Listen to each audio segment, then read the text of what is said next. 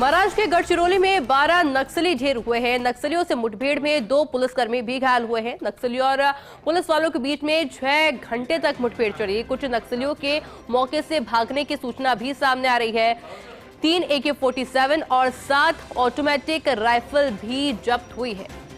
बड़ी खबर इस वक्त की, महाराष्ट्र के गढ़चिरौली में 12 नक्सली ढेर होने की खबर। नक्सलियों से मुठभेड़ में 2 पुलिसकर्मी भी घायल हुए हैं। नक्सलियों और पुलिस वालों के बीच में 6 घंटे तक ये मुठभेड़ चलती रही और ऐसे में नक्सलियों और पुलिस वालों के बीच में 6 घंटे तक मुठभेड़ चली, जिसमें 3 AK-47 और 7 ऑटोमेटिक राइफल भी जब्त की गई है। हालांकि पूरे मामले को लेकर जांच पड़ताल अब की जा रही है। मौके पर प्रशासन की टीम भी पहुंची है और लगातार 6 घंटे तक ये मुठभेड़ चली, जहां पर एक बड़ा पुलिस जाब्ता भी मौके पर तैनात करना पड़ा।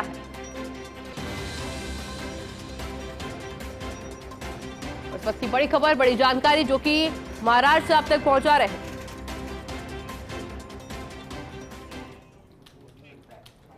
और चंडीगढ़ में मुख्यमंत्री नायब सिंह ने प्रेस वार्ता कर अग्निवीर योजना के जवानों को लेकर बड़ी घोषणा की। उन्होंने कहा कि हरियाणा में अग्निवीर जवानों को सीधी भर्ती में छूट मिलेगी और सरकारी भर्तियों में 10% आरक्षण देंगे।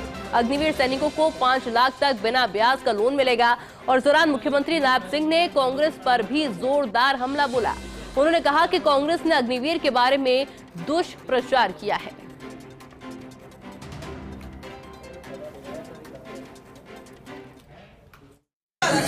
अग्निवीर का भी हमारे पास कोई भी अगर आएगा अग्निवीर, ये अभी से लागू है, कभी भी कोई आएगा हम उसको प्रायोरिटी के ऊपर लेंगे। और शराब नीति केस में दिल्ली के सीएम अरविंद केजरीवाल की गिरफ्तारी को चुनौती देने वाली याचिका पर दिल्ली हाईकोर्ट ने फैसला सुरक्षित रख लिया है और करीब 2.5 घंटे तक चली बहस के बाद कोर्ट ने कहा कि जमानत याचिका पर सुनवाई 29 जुलाई को करेंगे। सीबीआई की ओर से केजरीवाल को अरेस्ट करने के खिलाफ जस्टिस नीना बंसल कृष्णा की कोर्ट में सुनवाई हुई थी और इस दौरान केजरीवाल के वकील यानी कि अभिषेक मनु सिंघवी ने कहा था कि अरविंद केजरीवाल जनता के चुने हुए मुख्यमंत्री है, आतंकवादी नहीं। सिंघवी ने कोर्ट में पाकिस्तान के पूर्व प्रधानमंत्री इमरान खान का जिक्र किया।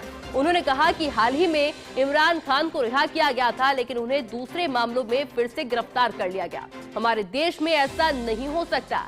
सीबीआई के वकील डीपी सिंह ने कहा कि जांच को रोकने की कोशिश हुई। पंजाब सरकार के कई अधिकारियों से पूछताछ की परमिशन नहीं मिली है।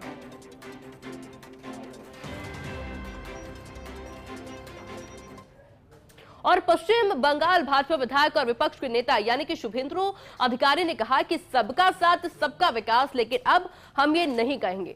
अब हम कहेंगे जो हमारा साथ हमें उनका साथ। सबका साथ सबका विकास कहना बंद करो। पार्टी के राज्य कार्यकारिणी की बैठक में उन्होंने कहा कि भाजपा को अल्पसंख्यक मोर्चा की भी जरूरत नहीं है। हम जीतेंगे, हम हिंदुओं को बचाएंगे और संविधान को बचाएंगे। बाद में शुभेंदु ने अपने बयान पर सफाई देते हुए कहा कि ये नारा प्रधानमंत्री ने दिया था और ये अभी भी कायम है। भाजपा कार्यकर्ता के तौर पर मैंने बहुत दुख के साथ अपनी बात रखी कि भाजपा के राज्य इकाई को पार्टी कार्यकर्ताओं के साथ खड़ा होना चाहिए, ना कि उन लोगों के साथ जो भाजपा के साथ नहीं खड़े हैं। मैंने जो कहा वो राजनीतिक बयान है और इसका प्रधानमंत्री नरेंद्र मोदी के सबका साथ सबका विकास नारे से कोई लेना देना नहीं है।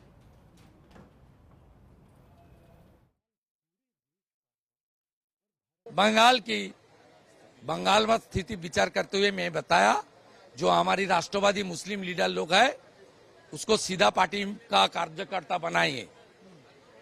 माइनॉरिटी मोर्चा, मेरा क्षेत्र में माइनॉरिटी मोर्चा था। ईद का दिन मिलन उत्सव भी हुआ, मैं सबको मिठाई खिलाया, मुबारकबाद दिया, 700 आदमी अटेंड किया और अभिजीत गांगुली बीजेपी का प्रत्याशी को एक भी वोट नहीं मिला।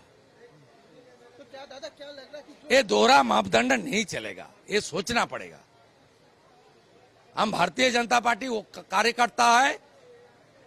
इस बार जो कम्युनल वोटिंग किया कांग्रेस से ममता, ये कम्युनल वोटिंग में हम लोग affected with heavy pain. I said it in front of everybody, but it's my personal thinking and opinion. It's not the line of the central government or BJP.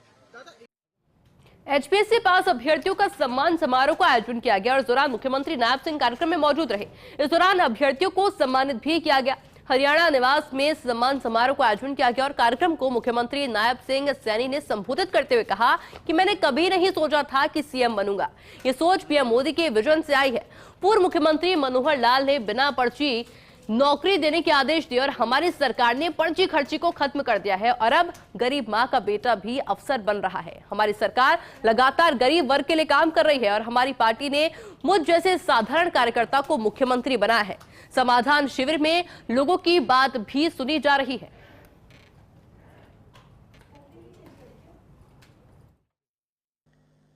हमारी चिंता हो कि हम जहां पर भी सेवा दें उस सेवा से लोग संतुष्ट हों, क्योंकि सरकार कई बार निर्णय ले लेती है, उस निर्णय को नीचे तक उतारना वो हम सब की जिम्मेवारी है। अभी हमारे चीफ सेक्रेटरी साहब ने एक समाधान शिविर लगाया। 9 बजे से लेकर के 11 बजे तक सभी अधिकारी बैठते हैं।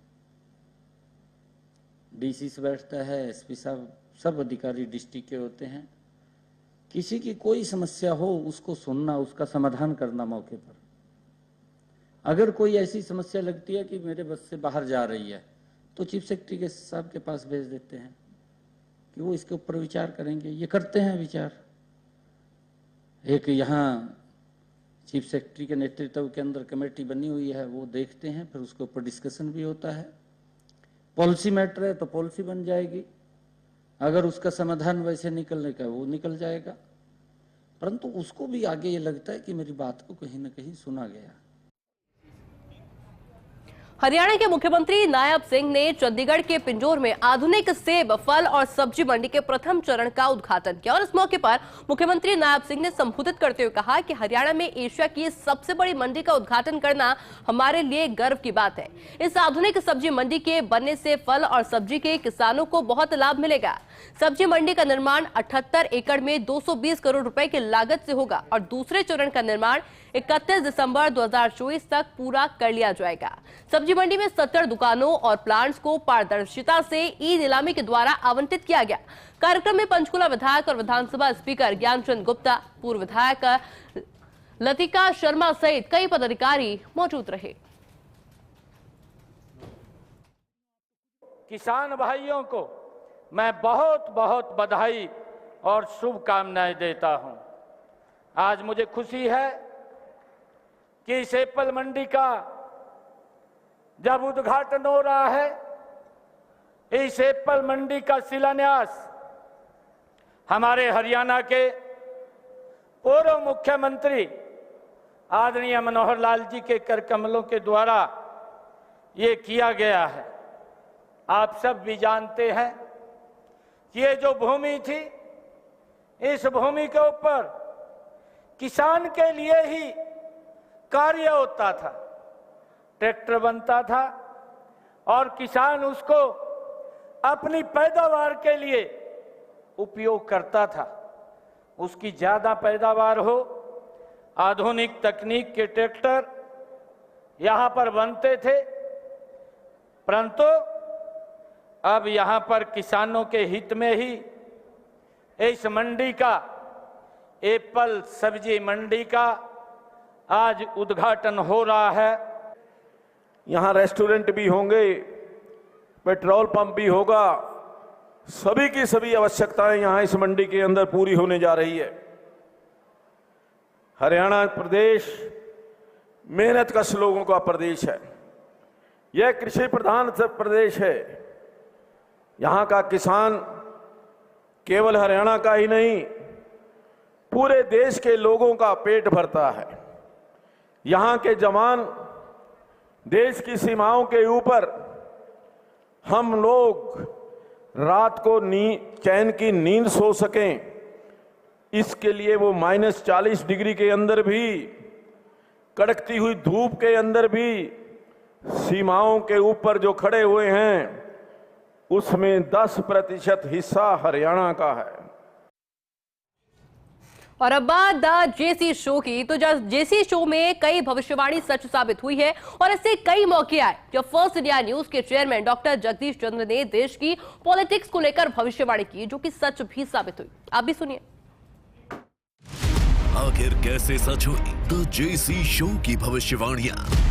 एनडीए है ना 30 सीटों के साथ में, लगभग 30-35, तो Modi is again the prime minister. Janata Dal United Shri Narendra Modi ji को भारत के प्रधानमंत्री पद के लिए समर्थन देती है। जो लोग मन में अगर आकांक्षा लेके बैठे हैं विपक्ष के या कांग्रेस के या टीएमसी के किसी के कि 250 से मोदी नहीं आएगा, तो भूल कर रहे हैं। Today India is having right leader, right time, that is Narendra Modi. Home में अगर अमित शाह नहीं है तो फिर एनडीए नहीं। गृह मंत्री अमित शाह को नजर आ रहे हैं, अपना कार्य उनके द्वारा आज संभाल लिया गया। मैं कैमरा पे इस अखबार को दिखाता हूँ, इसमें लिखा है बीजेपी 303 इनेबल। मैं नरेंद्र दामोदर दास मोदी ईश्वर की शपथ लेता हूँ। मेरे ख्याल से 7, 8, 9 तक उनकी शपथ हो जानी चाहिए। मैं नरेंद्र दामोदर दास मोदी।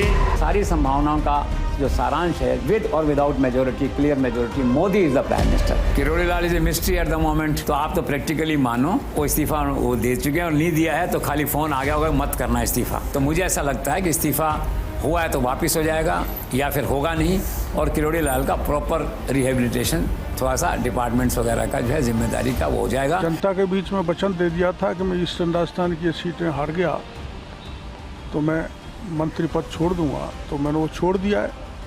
और इस्तीफे की कॉपी राष्ट्रीय अध्यक्ष जी के पास भी है, और उन्होंने जो कुछ बातें की हैं वो उन्होंने फिर मेरे को 10 दिन बाद बुलाया है। Doctor Jagdish Chandra, a man of prediction.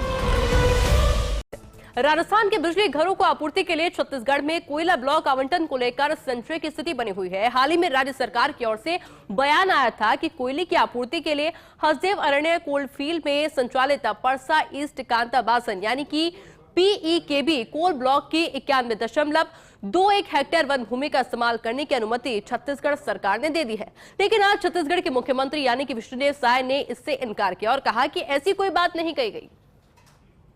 Sir, Chhattisgarh की सरकार ने राजस्थान की सरकार को कोल खनन की अनुमति दे दी है हसदेव अरण्य क्षेत्र में। ये काफी विवाद था और अंततः आप लोगों ने अनुमति दे दी है। नहीं, ऐसी कोई बात नहीं है, ऐसा कुछ भी नहीं हुआ अपने तरफ से। उसके लिए धन्यवाद दिया है सर आपको भजन लाल शर्मा जी ने। हाँ, शायद गलती से हो गई होगी उनकी तरफ से। और वही देखिए, यूपी के हाथरस में 2 जुलाई को हुई भगदड़ में 123 लोगों के मारे जाने के बाद संत नारायण साकार हरि उर्फ भोले बाबा की प्रतिक्रिया सामने आई है। उन्होंने कहा कि वो इस घटना के बाद से बहुत परेशान चल रहे हैं, लेकिन होनी को कोई नहीं टाल सकता। जो इस धरती पर आया है उसे जाना ही है। भोले बाबा ने कहा कि 2 जुलाई को हुई घटना से परेशान हूं, लेकिन होनी को कौन टाल सकता है। जो आया है उसे जाना ही है, भले ही आगे पीछे हो। हम 2 जुलाई की घटना के बाद से बहुत ही अवसाद हैं, अवसाद से ग्रसित हैं, लेकिन होने को कौन टाल सकता है। जो आया है उसे एक दिन तो जाना भी है, भले कोई आगे पीछे हो। हमारे वकील डॉक्टर AP सिंह जी एवं हमें भी जैसा प्रत्यक्षदर्शियों ने विषैला स्प्रे के बारे में बताया, यह पूर्णतया सत्य है कि कोई न कोई साजिश जरूर हुई है। असम के मुख्यमंत्री हिमंता बिस्वा शर्मा ने राज्य में बदलती डेमोग्राफी पर बड़ा बयान दिया। हिमंता बिस्वा शर्मा ने दावा किया कि असम में मुस्लिम आबादी 40% तक पहुंच गई है और उनका यह बयान झारखंड के रांची में हुई एक सभा के दौरान सामने आया है। सीएम शर्मा झारखंड में बीजेपी के सह प्रभारी भी है और शर्मा ने कहा कि असम की डेमोग्राफी में आया बदलाव मेरे लिए एक बड़ा मुद्दा है। बदलते डेमोग्राफी मेरे लिए, मैं असम से आया हूं, ये मेरे लिए बहुत बड़ा मुद्दा है। इसलिए मैं असम में, बंगाल में हर दिन मेरा असम में मुस्लिम पॉपुलेशन 40% हो चुका है। 1951 में 12% था, आज असम में मुस्लिम पॉपुलेशन 40%, हम जिला की जिला खो चुका हूं। तो मेरे लिए ये मुद्दा पॉलिटिकल नहीं है, मेरे लिए ये जीना और मरने का मुद्दा है, इसलिए मैंने उसका साथ ही हर दिन संघर्ष करता हूं। यूपी के मुख्यमंत्री योगी आदित्यनाथ ने राज्यपाल आनंदीबेन पटेल से मुलाकात की। सीएम योगी राजभवन पहुंचे और राज्यपाल से मुलाकात हुई। हालांकि राजनीतिक चर्चाओं के बीच सीएम योगी की राज्यपाल से मुलाकात काफी अहम मानी जा रही है।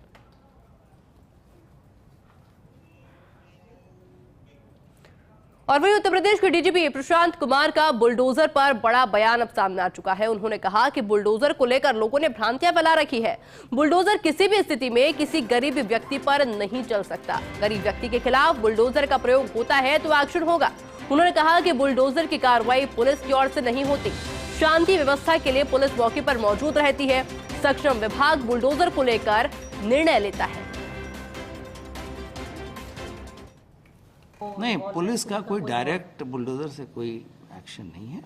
बुलडोजर एक्शन जो अन्य विभाग हैं जिनसे संबंधित, जैसे अतिक्रमण से संबंधित जो विभाग हैं, जैसे अर्बन डेवलपमेंट है, लोकल बॉडीज़ हैं देहात के क्षेत्रों में, उनके द्वारा जब ये चीज़ें संज्ञानित की जाती हैं या जिनके विरुद्ध कोई शिकायत नहीं मिलती है, उसमें पुलिस के द्वारा ये शिकायत करके हम उन चीज़ों को चिन्हित कराते हैं, उन्हें ये बताते हैं और संबंधित विभाग अगर उस चीज़ों को सही पाता है तो वो बुलडोजर की कार्रवाई होती है और उसमें शांति व्यवस्था बनाए रखने के लिए हम पुलिस को वहाँ प्रेजेंस रखते हैं। नेपाल से सटे उत्तर प्रदेश के 16 जिलों में बाढ़ के हालात लगातार बने हुए हैं। यहाँ 3 नदियां खतरे के निशान से ऊपर बह रही है। राप्ती नदी, बूढ़ी राप्ती और क्यूनो नदी के उफान पर होने के कारण गोरखपुर, सिद्धार्थनगर और गोंडा में हालात सबसे ज्यादा खराब है। वाराणसी के रत्नेश्वर महादेव मंदिर गंगा में डूब गया है और ये दुनिया का पहला झुका हुआ मंदिर है। उधर बिहार में भी बेतिया, बगहा, सीतामढ़ी, मधेपुरा, अररिया समेत कई जिलों में बाढ़ जैसे हालात बने हुए हैं। 24 से ज्यादा निचले इलाकों के गांव में बाढ़ का पानी घुस चुका है। मौसम विभाग ने मध्य प्रदेश समेत 9 राज्यों में बहुत भारी बारिश का अलर्ट भी जारी किया है।